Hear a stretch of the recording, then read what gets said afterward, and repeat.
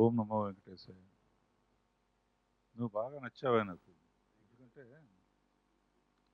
పిలవటమే ఒక చిన్న మాట చాలన్నావు.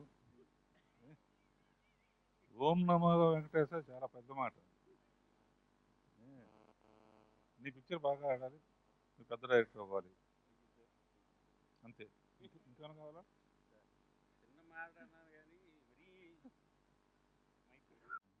సార్ ఈరోజు నాకు కూడా మాట్లాడే అవకాశం లేకుండా చేశారు సార్. ఇవాళ నాకు ప్రోగ్రామ్ ఏంటో చెప్పడం లేదు పూర్తిగా. ఇందాక జ్యోతి ప్రజ్వలన ఏదో అన్నారు కదా, జ్యోతి ప్రజ్వలన అని చాలా టెంపర్తనం ఎక్కువ తనకి.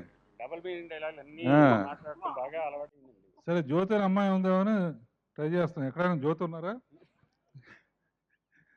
అట్లా గబుక్కున్న జ్యోతిని బయటకు వచ్చి జ్యోతి లేదు కానీ స్టేజ్ మీద పెద్ద కోతి ఉంది సార్.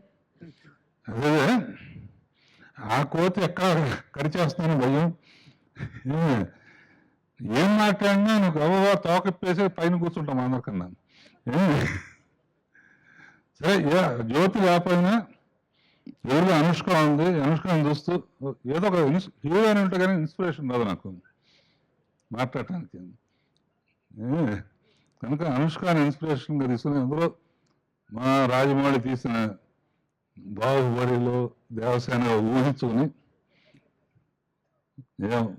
ఊహాలోకంలో ఏదో పాట తీశాడని చెప్పాడు. సో అది ఊహించుకుంటూ చెప్తాను. Please subscribe. Please do subscribe. Please subscribe. Please subscribe. Please subscribe to our YouTube channel.